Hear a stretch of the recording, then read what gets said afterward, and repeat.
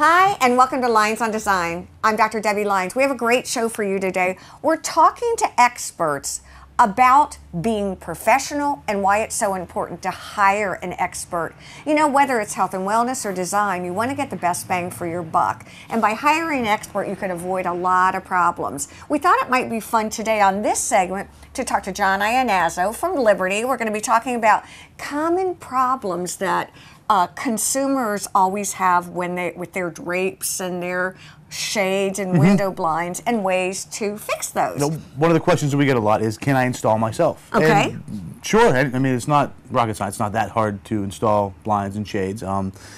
Practice does make perfect, and we see a lot of mistakes when people have, you know, other people put them in, or the painters take them down to paint and put them back up. Exactly. So we see a lot of little things that could have been easily avoided.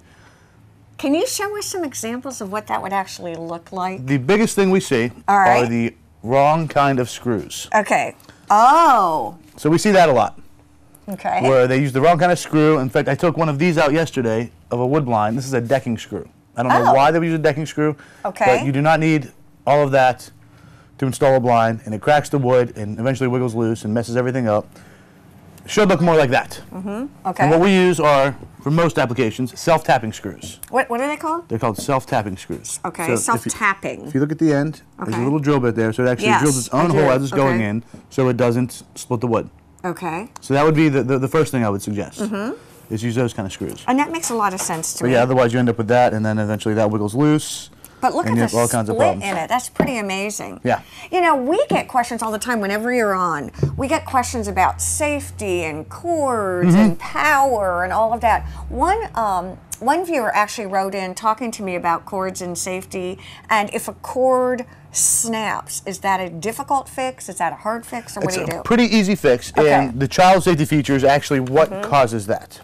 So here we have a silhouette window shading with a continuous cord loop, and on every continuous cord loop you will find a tensioner device. Well, I got to go back and talk to you a minute about what's a continuous cord loop. Continuous cord loop is... Oh, continuous cord. There you go. That makes a lot of sense. Okay, all right. What happens here is when this is put on, if this is not put on, I don't know if you can see in there, there's little teeth that will grip the cord. Okay, look at this. There are little teeth in here that grip it. So that will not let the cord pull all the way through. So if you do not attach this down, you can't operate your shade because it catches and it won't pull through. Okay. Okay? All right. And what happens if that's put on improperly? If that's on too tight, it causes a lot of tension on the cord. If it's put on too loose, those little teeth actually wear away at the cord, and you end up with a frayed cord, which I have seen before. A frayed cord. That's our most common repair, where the cord frays because this little piece was not put on at the right place. Now, if there is something like a frayed cord, do you have options? What do we do? Put a new cord on. Which we are ready to do right now if you want to see how that's done. I do. I kind of want to see how that's done. First of all, I want to ask about this. Are these on all of your blinds? Every single corded blind, corded blind with a loop, with an easy rise cord loop, has one of those on it. We cannot install one without, because it creates a child hazard, you know, a hanging hazard, if that's not fastened down. Okay, so what are we doing? There we go. That was cool.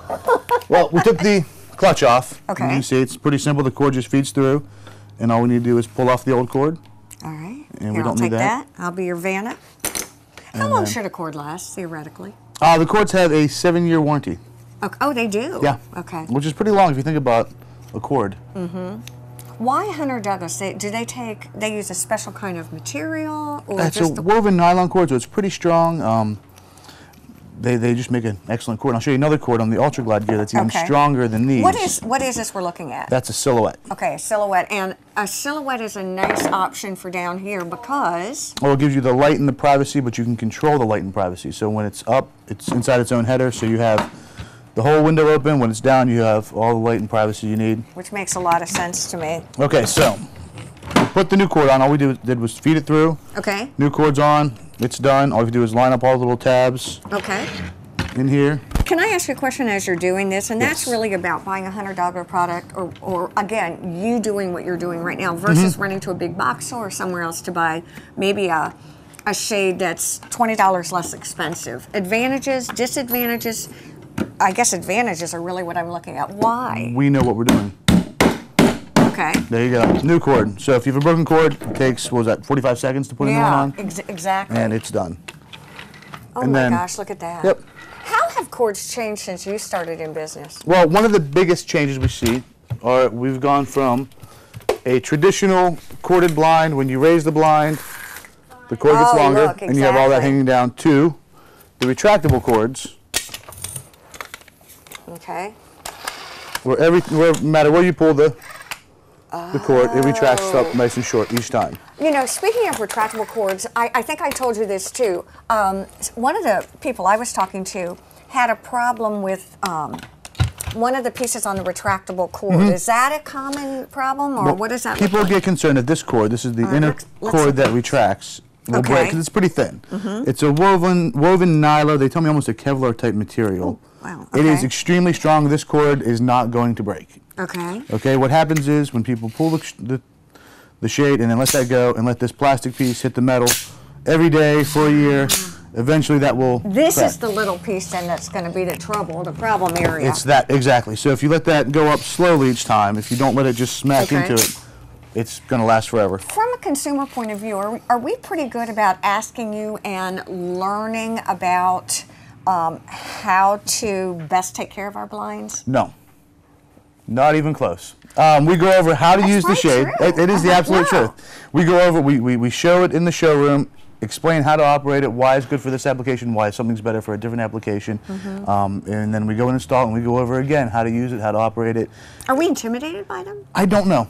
I don't know what the story is. What the deal is. But we had one customer recently. We put the shade up, showed her how to use it. Everything was good. Left the shade down because the sun was coming in. By the time we got back to the showroom, she called because something wasn't working.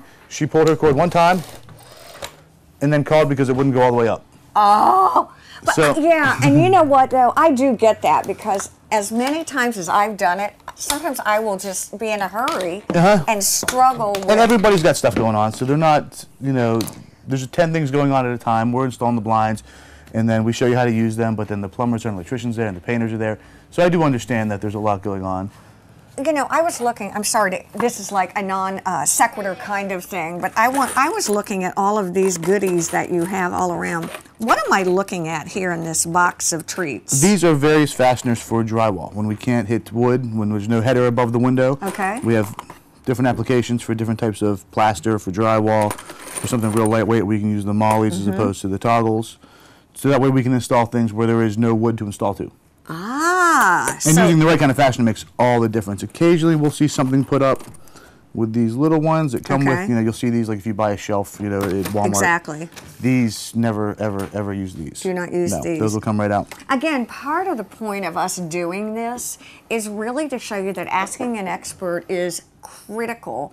And frankly, don't you think it will save you money? You and I in the long run, Oh, not even in the long run. I think in the short run. And also, when you get to really to talk to professional people, they really know how to save you time and money. I know we've only got about a minute left, but I really want to talk about motorized things. And you and I talked about, we're going to do a whole show on this, because the viewers that I've talked to are scared to death of the motors. Some people, yeah, they're really concerned. Why, and how do we tell them it's fine?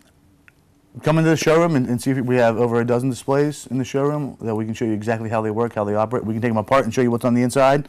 Okay. So you can see that they're actually quite simple. So you don't worry about those at all? Not at all. Are you doing electrical motors, battery operated? Everything we do right now is battery operated or plugged into a standard outlet. We don't get into the hardwired just yet because it's really a whole nother field with home automation. Okay, and which makes a lot of sense to me. Any other quick repairs that you want to show us? No, I think that's pretty much it. That is our most common repair. I love it. And again, as always, it's a treat to have you here. Stay with us here. Stay here with us, please, on Lynes on Design. Next, we're going to go to a patio shop, and we're going to talk about choosing outdoor furniture and how asking an expert can actually save you a lot of time and money. We'll be right back. John and I were just talking about why we do a show like this. It's not the most beautiful location in the whole wide world, but there's a lot more to being professional, taking a product, making sure it's the right product for the right fit, than just looking at glamorous things. We really want you all to know the nuts and bolts of why you're doing what you're doing. And I think that's kind of what sets us apart, is we want you to know that there is more when you come into the store than just a showroom. Yeah. There's an actual working area where, I mean, to come in here one day is really actually a lot of fun, because I've seen things I've never seen before. And it makes you realize how important it is that the person that you're entrusting in your home knows what they're talking about. I think it's critical. Thank you, John. Thank you.